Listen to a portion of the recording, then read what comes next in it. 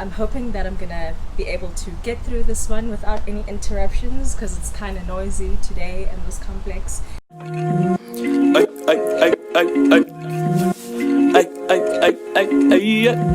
Anyway guys, today I'm going to show you how to build a prayer altar and some mistakes that you could be making whilst building yours. So yeah, let's get right into it.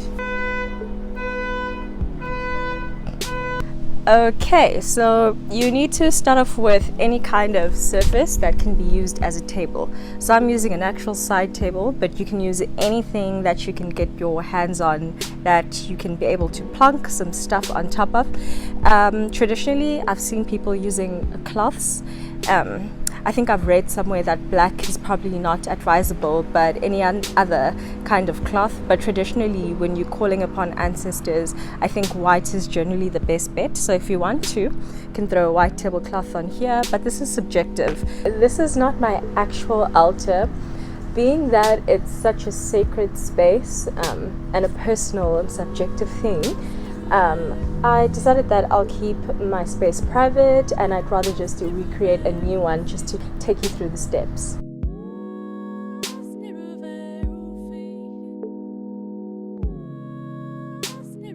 We can put that over here, right? Get some plant action. Ancestors love nice looking things too, so don't be shy to make this aesthetically pleasing. Okay. And then what I'm going to do is pour some water into this glass over here. This is actually some seawater in a wine bottle, very on brand for me, that we got over the weekend. So the idea is to include all elements.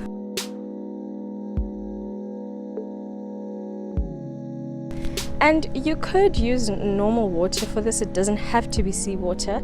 I just feel as though, the closer you can get to the elements in their purest form is how you gather the most power and impact, because it's part of a bigger body of water, to kind of push the energy forward. And if any of your ancestral lines identify with water spirits, water from the sea will bring messages very clearly when you ask questions, and they can come through too very clearly. I'm also gonna just take some shells and stones, also collected from the sea. Same concept of things that are connected to the elements. Okay, and then we need some incense. Okay, this would be air, okay, because when you burn it, outside of the elements, you also want to appeal to all the senses. So this would be taste.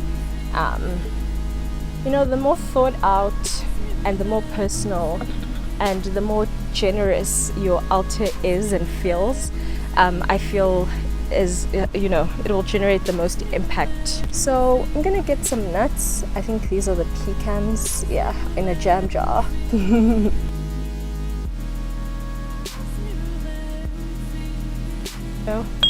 So if you do put food on here and water on here and things that are perishable, you need to constantly change this, revisit this.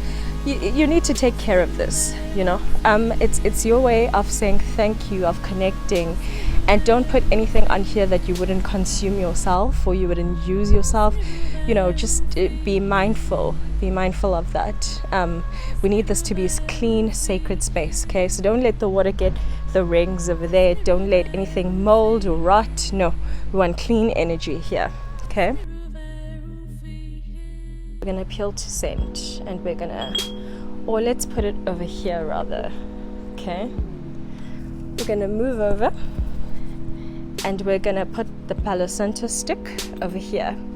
So I just want to discuss this very briefly and very quickly. A common mistake that I see a lot of people making is that they use this iMpepho as a smudge stick. typically how you would use white sage. And the primary use for this is to open. So to open the channels of communication between you and spirit and your ancestors. It's to open the lines of communication between realms. So if you're using this exclusively to clear the energy in your space, it might not do what you think it's going to do. However, the Santa Paulo stick or white sage stick, those can be used primarily to clear, negative energies that are in your space, right? So always make sure that you're using the right thing for the right purpose, okay? We can include both, all the things. Actually, this incense can go somewhere there. Or let's make it look a little bit more appealing, okay?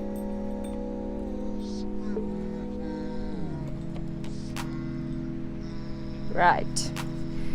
So then, some candles. The element of fire is present. This is the element of earth, right? Earth and earth, wood comes from the ground, earth. So then, frankincense. So if you have grown up in the Catholic Church, you're familiar with, this frankincense. You just probably don't know it yet or what it was called. If you've ever been inside a Catholic church, I'm not sure about other churches, but I'll use my own references for example, because I grew up in the Catholic Church. If you've ever seen the altar boys and the deacons kind of walking from the back of the church to the altar, they always had these brassy metal things, that they would wave back and forth, and it would be smoky and smoking, and you just get that scent of church. That's what frankincense is. So I think it's a combination of frankincense and myrrh. It's known for being synonymous with worship. So you can decide though how you want to use the frankincense or whatever essential oil you decide to put on your altar. You could either put it on your body, as you're going through your prayer ritual. If you have a diffuser, you can put it in your diffuser. What else? An oil burner. You can decide. It's all up to you. You can inhale it too. You don't need any contraptions and equipment. I also do have some incense sticks that, frankincense and myrrh incense sticks. So I'll put those on here too. So one other thing that I like to add is a notebook, right? This is for when I want to figure out my thoughts. I want to write some questions down. I can write their names down. You can write your ancestors' names down or whatever. It's just when you're sitting at your prayer table or you're doing your new moon or full moon ceremonies, you can do your thang. So those of you who follow me on my socials would have seen that I did ask, I think sometime last week, who'd be interested in purchasing these kinds of things. So those of you who did reach out to me, I'm waiting on one more item. You will have yours very, very soon. But if you haven't reached out to me yet, you could still get yourself a bundle. Just hit me up. Okay guys, so the last section I would say would be to now personalize it. This is highly subjective, highly personal. You know your people that have passed on, you know their characters, their personalities, what they liked while they were living, that kind of thing. So it could be maybe a necklace that belonged to them that you want to just, put on the altar table. That's probably not the best spot for it, but you get the idea. And then these are going to have to move a little bit because if you want to put some photos, on your altar,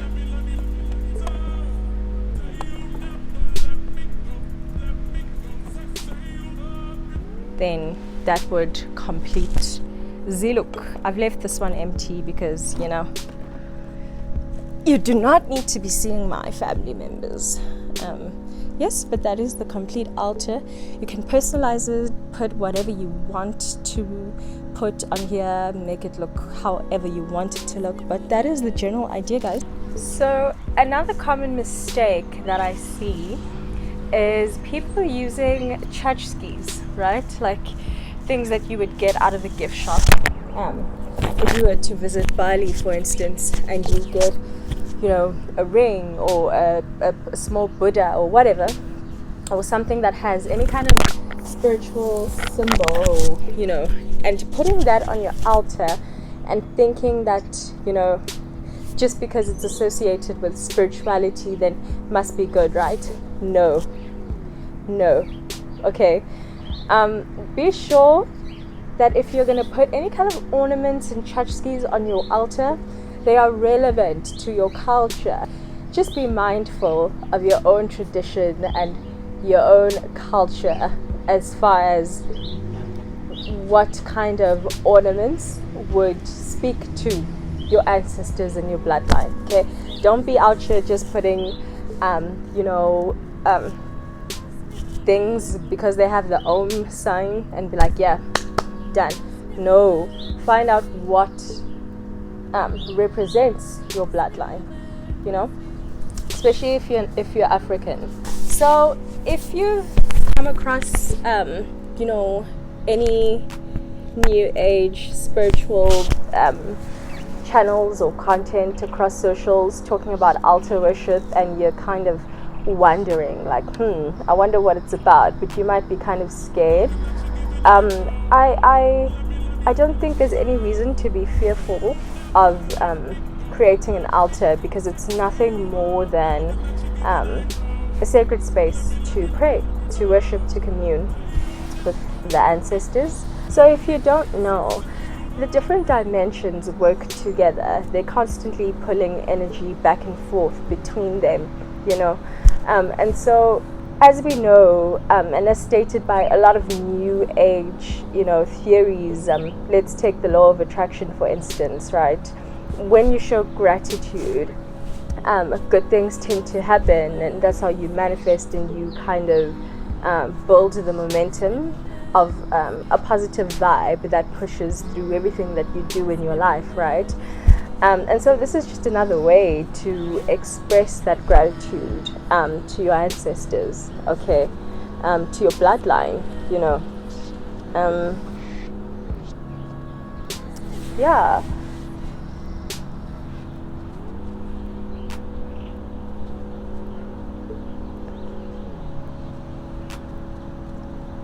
So it's a constant energy exchange between the realms. So, by us showing gratitude and appreciation and doing these acts of appreciation here in the physical world, we are transferring an energy unto them that can actually assist them and strengthen them to assist us and help us in our physical realities and our waking lives. So it's a give and take. Okay, guys, that's how you build an altar. Let me know what your thoughts are in the comments down below. Okay, it's kind of a controversial-ish subject, although I think we're getting to the point where traditional forms of worship aren't as taboo, but still could be a bit like, I wonder what's going on there. There's nothing to about, it's standard and normal practices of prayer. So I hope this helped, guys. I hope you are encouraged to have a sacred space of your own where you can talk to your ancestors and, make things that do the parts. Okay, see you in the next one.